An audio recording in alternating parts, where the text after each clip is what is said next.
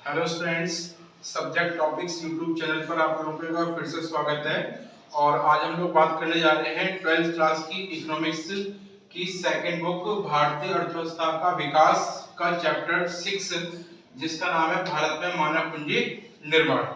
Last class तक हम लोगों ने इस चैप्टर के 8 क्वेश्चंस स्टडी कर लिए हैं और आज इसका क्वेश्चन नंबर 9 हम लोग स्टडी करने जा रहे हैं, जो कि इस चैप्टर का लास्ट क्वेश्चन है।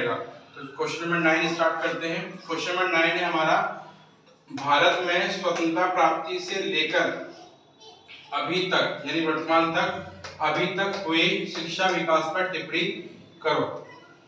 यानी 1950 से लेकर वर्तमान समय 2020-21 तक भारत में शिक्षा में कितना विस्तार हुआ है, इसके बारे में हमको इस सवाल के अंदर बताना है। तो जानते हैं इसका आंसर नंबर 9।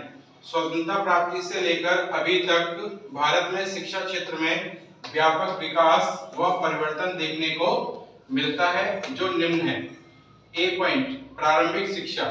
अगर हम बात करें प्रारंभिक शिक्षा में क्या विकास हुआ है, तो पहला पॉइंट, प्राथमिक और माध्यमिक स्कूल शिक्षा को मिलाकर प्रारंभिक शिक्षा कहते हैं। प्राथमिक और मध्य स्कूल शिक्षा को मिलाकर प्रारंभिक शिक्षा कहते हैं।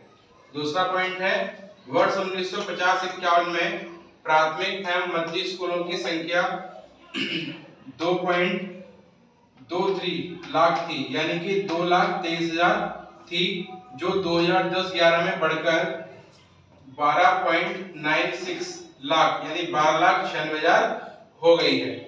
तीसरा पॉइंट है, अब प्राथमिक शिक्षा यानी कक्षा 1 से लेकर 8 तक अब प्राथमिक शिक्षा 6 से 14 वर्ष के बच्चों के लिए निःशुल्क व अनिवार्य शिक्षा कर दी गई है।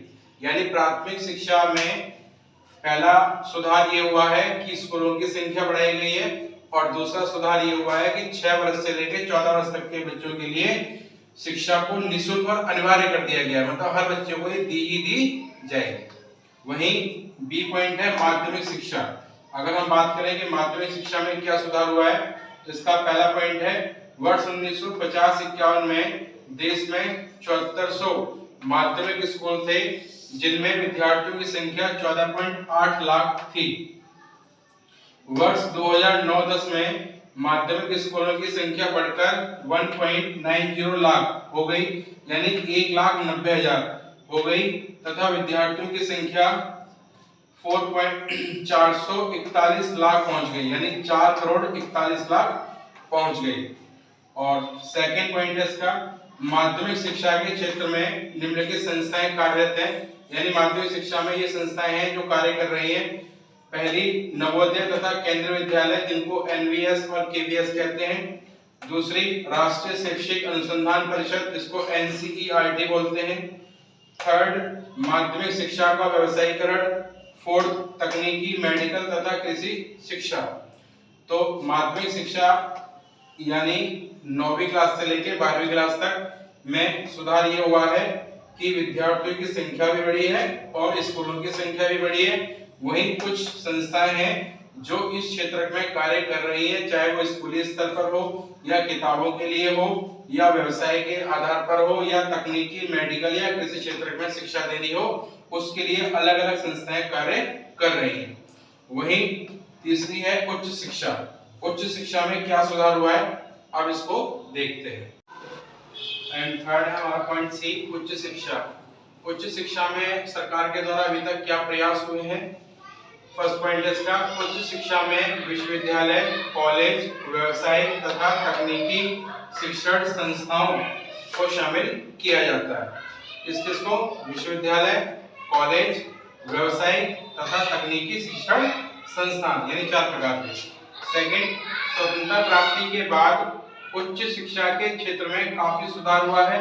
लगभग 749 विश्वविद्यालय, जो कि वर्ष 2016 तक की बात है, देश में उच्च शिक्षा प्रदान कर रहे हैं। इनमें 46 केंद्रीय विश्वविद्यालय हैं, 345 राज्य विश्वविद्यालय हैं, 123 मानद विश्वविद्यालय तथा 235 निजी विश्वविद्यालय हैं। देश में कॉलेजों की संख्या लगभग 37,704, जो कि 2012-13 तक है। वहीं थर्ड पॉइंट है उच्च शिक्षा के क्षेत्र में काम करने वाली मुख्य संस्थाएं निम्न है। पहली, विश्वविद्यालय अनुदान आयोग यानी यूजीसी। सेकंड, इंदिरा गांधी मुक्त विश्वविद्यालय यानी इग्नू। थर्ड, अखिल भारतीय तकनीकी शिक्षा परिषद यानी AICTE। एंड फोर्थ, भारतीय चिकित्सा अनुसंधान परिषद यानी ICMR। तो ये हमारी कुछ संस्थाएं हैं जो उच्च शिक्षा के क्षेत्र में कार्यरत हैं और उच्च शिक्षा प्रदान करने में कार्य कर रही है। तो ये था हमारा क्वेश्चन नंबर 9 जो कि हम लोगों ने स्टडी किया।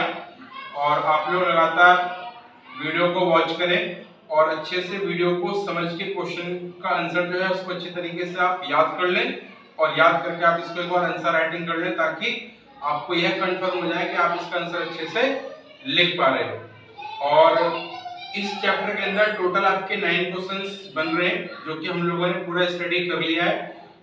नेक्स्ट क्लास में हम लोग इसके कुछ महत्वपूर्ण शब्द के बारे में पढ़ेंगे जो कि परीक्षा में आपसे 1 अंक के रूप में पूछे जाते हैं। तो उसके बाद ये चैप्टर आपका फिनिश हो जाएगा एंड हम लोग आगे इसको बढ़ाएंगे। और आज की जो क्लास थी हमारी वो आपको कैसी लगी आप मुझे कमेंट करके बताएं।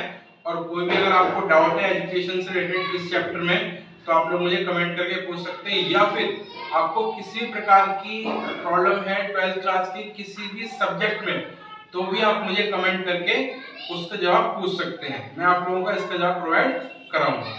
और आप लोग लगातार इस वीडियो को वॉच करें और अपने अन्य विद्यार्थियों जो आपके मित्र हैं उनको इसको सेंड करें ताकि वो लोग भी इसको देखें और अपनी अच्छे से तैयारी कर सकें। Thank you guys.